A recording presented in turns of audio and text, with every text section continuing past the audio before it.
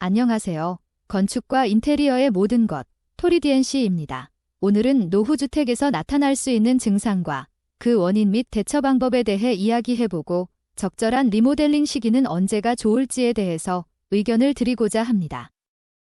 노후주택에서 나타나는 증상과 그 원인, 대처 방법은 노후주택에서 나타날 수 있는 증상과 그 원인, 그리고 대처 방법에 대해 알아보겠습니다. 노후된 주택은 다양한 유지보수 문제를 일으킬 수 있으며 이러한 문제들은 주택의 안전, 거주성, 그리고 가치에 영향을 미칠 수 있습니다. 1. 구조적 문제. 벽이나 기둥에서 균열이 발생하고 바닥이나 천장에서 처짐이나 변형이 관찰됩니다. 시간이 지남에 따라 자연적인 집안 침하, 수분 유입으로 인한 손상, 건축 재료의 노화 등이 원인일 수 있습니다. 따라서 구조적 안전성 평가를 전문가에게 의뢰하고 필요한 보수 작업이나 강화 작업을 진행해야 합니다. 2. 단열 문제. 겨울에 실내가 춥거나 여름에 지나치게 덥습니다. 에너지 비용이 높게 발생합니다. 원인으로는 단열재의 부족이나 손상, 창문이나 문틀의 틈새로 인한 열 손실 등이 있습니다. 이에 대한 대처로는 단열재를 추가하거나 교체하고 창문이나 문틀의 틈을 막는 등의 단열 개선 작업을 진행하는 것이 좋습니다. 3. 배관 문제. 배관 문제 증상으로는 물샘, 압력 저하, 배수가 잘 되지 않는 것입니다. 노화된 배관, 부식, 막힘 등이 이에 대한 원인일 수 있습니다. 대처 방법으로는 전문가에게 배관 점검을 받고 필요한 경우 배관 교체나 청소 작업을 실시하는 것입니다. 4. 전기 시스템 문제. 전기 시스템 문제의 증상으로는 불안정한 전력 공급, 콘센트에서의 스파크, 전기 소모가 많다는 것입니다. 노후된 전기 배선, 용량 부족, 잘못된 전기 설치 등이 원인일 수 있습니다. 대처 방안으로는 전기 시스템을 전문가에게 점검받고 필요한 경우 전기 시스템을 업그레이드하거나 교체하는 것입니다. 5. 곰팡이와 습기 문제. 곰팡이와 습기 문제의 증상으로는 벽이나 천장에 곰팡이가 생기고 실내가 지나치게 습하다는 것입니다. 불충분한 환기, 수분 침투, 단열 문제 등이 원인일 수 있습니다. 대처 방법으로는 습기 제거를 위한 환기를 개선하고 방수 및 방습 작업을 진행하는 것입니다.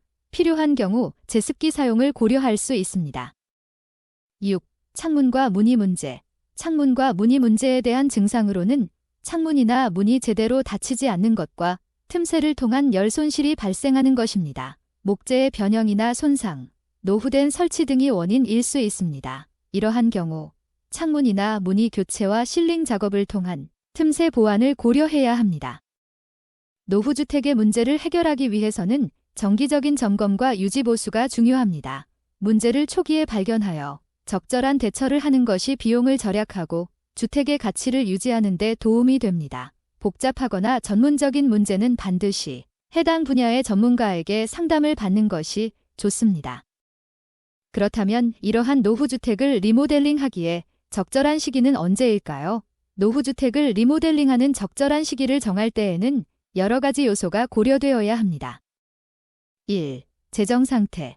개인 또는 가족의 재정 상태가 리모델링 비용을 감당할 수 있는 상황이라면 좋은 시기일 수 있습니다. 리모델링은 예상치 못한 비용이 발생할 수 있으므로 여유 자금을 준비하는 것이 중요합니다. 2. 부동산 시장 동향. 부동산 시장의 동향을 파악하여 리모델링 후 집값 상승 가능성을 고려하는 것도 중요합니다. 시장이 상승세일 때 리모델링을 진행하면 더 높은 가치를 얻을 수 있습니다. 3. 계절. 작업의 종류에 따라 계절이 중요할 수 있습니다. 예를 들어 겨울에는 외부 작업이 어렵지만 실내 작업은 수월할 수 있습니다. 반대로 여름에는 실외 작업이 용이합니다. 4. 개인 일정.